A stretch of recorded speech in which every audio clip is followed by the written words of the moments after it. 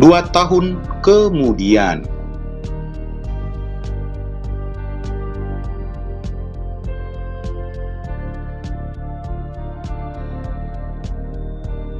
Dua bulan setelah kepergian Reni, tanpa kabar sedikit pun membuat Aji galau bertubi-tubi. Sebuah penyesalan menghinggapinya, akan tetapi ia masih tetap bersyukur karena adanya Dea yang selalu menghiburnya dikala ia kembali memikirkan tentang Reni. Tak terasa, Dea pun tumbuh menjadi anak yang cerdas. Di sekolahnya, ia selalu mendapatkan ranking pertama setiap tahunnya mulai dari kelas 1 hingga sekarang. Usaha Aji mulai makin meningkat dan entah sudah berapa banyak tabungan yang ada di rekeningnya saat ini.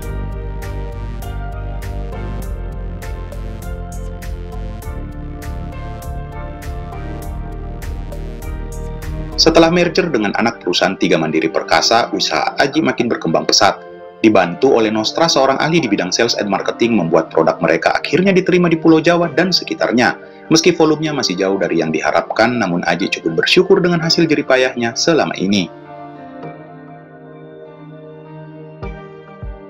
Untuk pasar Indonesia Timur sendiri, produknya sudah sangat merapat pola distribusinya. Bahkan saat ini perusahaan PSTD Distribusi 44 Pratama hanya menangani distribusi produknya saja ke market.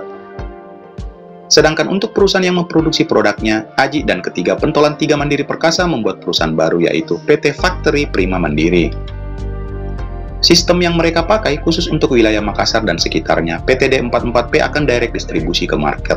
Akan tetapi, untuk daerah di luar kabupaten, bahkan ke kota-kota provinsi seperti Manado, Gorontalo, Palu, Mamuju, dan Kendari, mereka memakai sistem sales partner atau third party.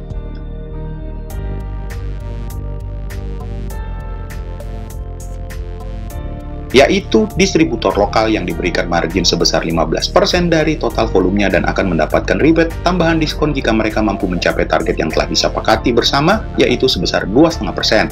Sistem yang mereka pakai adalah indirect atau tetap produknya direct distribusi dari PTD 44P.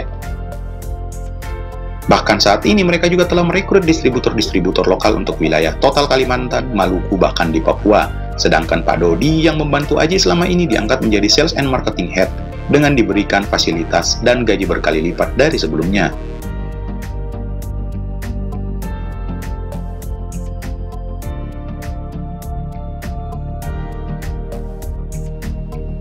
Sedangkan Aji sendiri saat ini menjabat sebagai CEO, sedangkan Amel sendiri diangkat menjadi CFO yang mendampingi Aji untuk menjalankan usahanya selama ini. Tentu saja selama ini juga Mr. L banyak membantu Amel dalam mengelola keuangan perusahaan.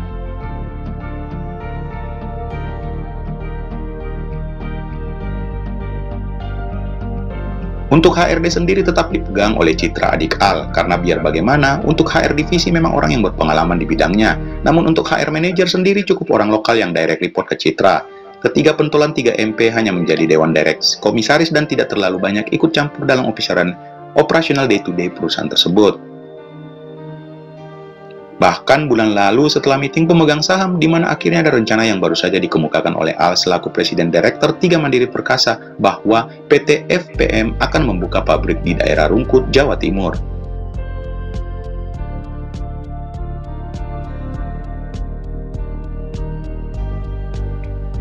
Mungkin rencana pembangunannya akan dimulai di tahun depan, karena biar bagaimana untuk mengembangkan produk ke Pulau Jawa, maka mereka harus membuka pabrik di daerah Jawa, karena mengingat biaya pengiriman dari Makassar ke Pulau Jawa cukup tinggi.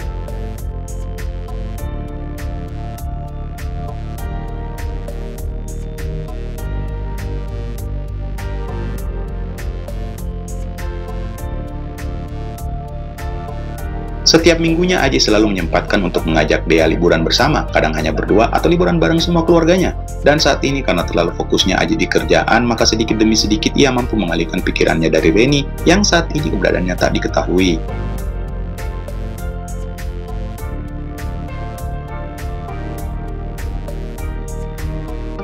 Ya, Aji masih sangat berharap dan selalu berdoa untuk dipertemukan kembali dengan Reni di kemudian hari. Karena biar bagaimana, hanya Reni lah seorang yang telah mencuri hati Aji selama ini.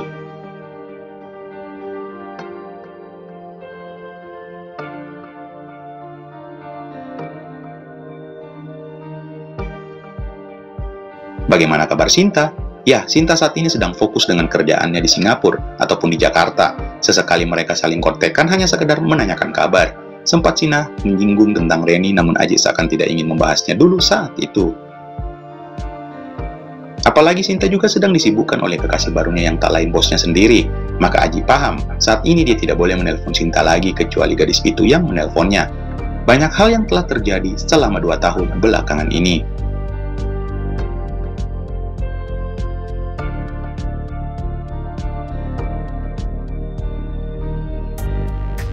Dan tak terasa waktu berjalan dengan cepatnya. Bahkan saat ini Aji sudah mempunyai rumah sendiri yang boleh dikatakan cukup mewah.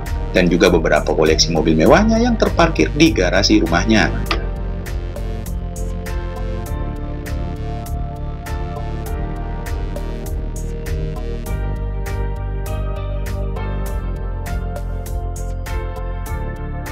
Sedangkan rumah orang tuanya, Aji cukup memperbesar saja, karena kedua orang tua Aji lebih memilih tinggal di rumah lamanya ketimbang tinggal di rumah Aji yang besarnya seperti istana.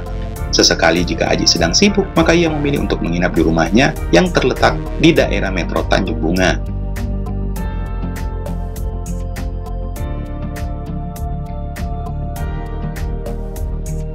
Sedangkan Dea sendiri lebih memilih tinggal bersama kedua orang tua Aji. Maka dari itu Aji lebih banyak menginap di rumah orang tuanya dan menyempatkan waktu untuk menemani sang anak tidur.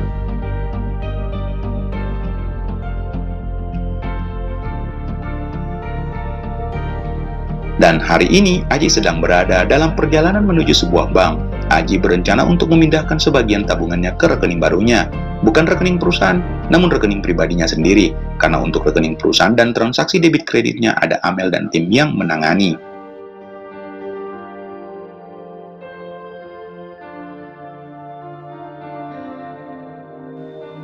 Beberapa saat kemudian, Aji baru saja keluar dari sebuah ruangan dan sayup-sayup ia mendengar pembicaraan dari pejabat bank tersebut yang cukup dikenalnya. Ternyata pembicaraan tentang beberapa rumah yang rencananya akan dilelang beberapa hari kemudian.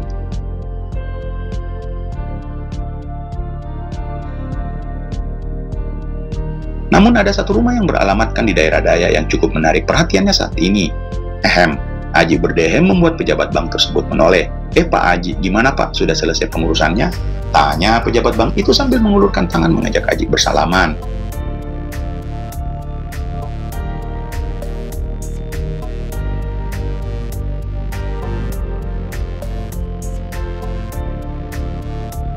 Sudah Pak Anton, terima kasih sudah memprioritaskan saya saat ini, kata Aji tersenyum. Oh tentu saja, orang seperti Bapak sudah selayaknya mendapatkan prioritas pertama, kata Pak Anton, pejabat bank tersebut. Oh iya Pak, mohon maaf, tadi saya sempat mendengar ada rencana acara pelelangan rumah ya, tanya Aji menatap Pak Anton dengan senyuman. Wah, sepertinya Pak Aji tertarik nih untuk menjadi kolektor rumah sitaan, kata Pak Anton mencoba bercanda.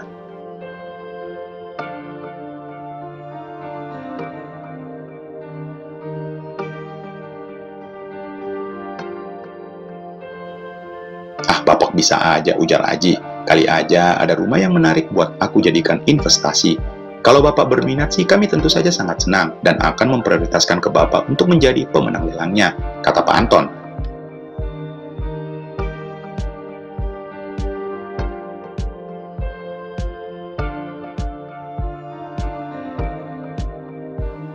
Terlihat Aji hanya geleng-geleng kepala mengingat tingkah Pak Anton di hadapannya saat ini. Begitulah jika kita telah mempunyai duit atau berada di kalangan pengusaha, maka segala pengurusan cukup dipermudah. Emangnya Pak Anton bisa membantu saya untuk mendapatkan satu rumah dari sekian rumah yang nantinya akan dilelang? Oh, tentu saja Pak. Pak Aji cukup menunjuk rumah yang mana, maka akan kami keep dan tidak mengikutkan dalam acara pelelangan nanti.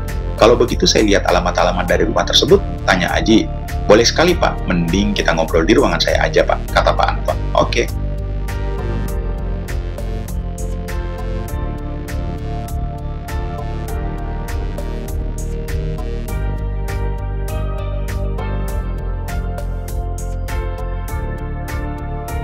Dalam ruangan terlihat Aji sedang mengobrol dengan Pak Anton mengenai salah satu rumah yang sejak tadi mencuri perhatian Aji. Aji berencana menebus rumah dan juga sebuah ruko yang berada di Pasar Daya. Jumlahnya cukup banyak, namun tidak masalah bagi Aji saat ini. Toh duitnya juga sudah tak bisa terhitung lagi. Ya Aji saat ini telah menjadi miliarder yang mempunyai harta pribadi yang lumayan. Wah, jadi Pak Aji berminat maruko dan ruko ini? Tanya Pak Anton.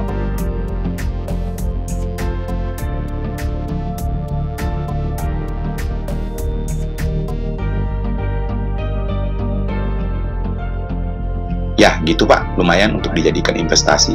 Dan betul, Bapak tidak salah pilih, apalagi saat ini pemiliknya sudah memberikan surat kuasa untuk pelelangan dan juga pembalikan nama sertifikat rumah maupun rukonya, kata Pak Anton.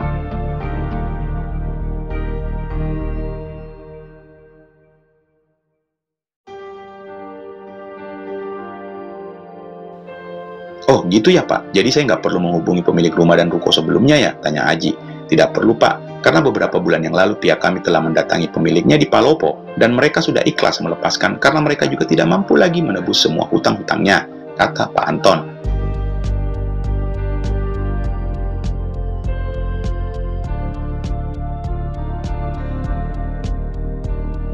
Dan pemiliknya sendiri telah membuat sebuah surat kuasa dan akte jual beli dari pemilik ke pihak kami yang telah ditandatangani bersama. Syukurlah Pak. Oh iya, kalau boleh saya bisa minta alamat pemiliknya yang di Palopo, tanya Aji, membuat Pak Anton mengernyit sesaat. Ya hanya ingin bersilaturahmi aja Pak, biar bagaimana saya harus tetap meminta permisi kepada pemilik sebelumnya. Bisa sih Pak, bentar saya carikan dulu alamatnya, ujar Pak Anton. Lalu sesaat setelah mendapat anggukan kepala dari Aji, maka Pak Anton permisi keluar ruangan.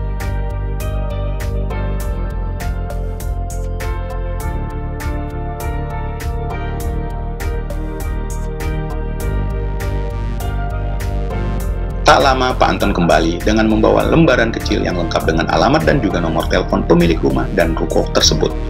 Oke, jadi pihak kami keep rumah dan ruko ini ya Pak, kata Pak Anton. Oke, noted Pak, berarti deal ya.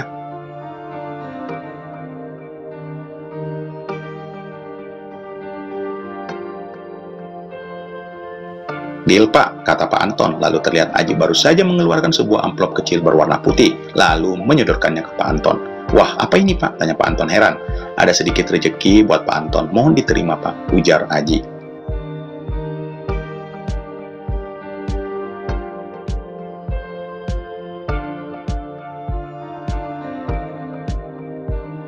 Wah, terima kasih banyak ya Pak. Setelah deal, maka Aji berpamitan kepada Pak Anton untuk kembali ke kantor dan berjanji akan segera melakukan transaksi pelunasan hutang dan juga biaya denda rumah maupun ruko yang Aji pilih secepatnya.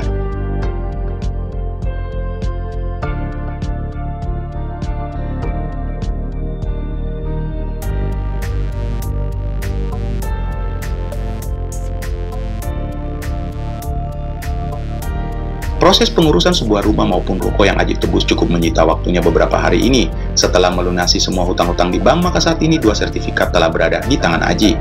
Dan kali ini Aji telah mempunyai rencana baru.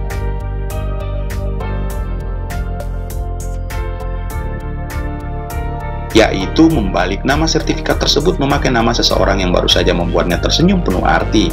Segala pengurusan Aji urus sendiri, termasuk proses pengurusan baik nama, sertifikat rumah, dan ruko yang sebelumnya tercantum atas nama penjual. Dalam hal ini sertifikat yang dimaksud adalah sertifikat hak milik. Maka yang pertama Aji lakukan adalah mengunjungi alamat yang tertera di selembar kertas kecil yang saat ini berada di saku kemejanya. Ya, saat ini Aji sedang menyetir sendiri menuju Palopo.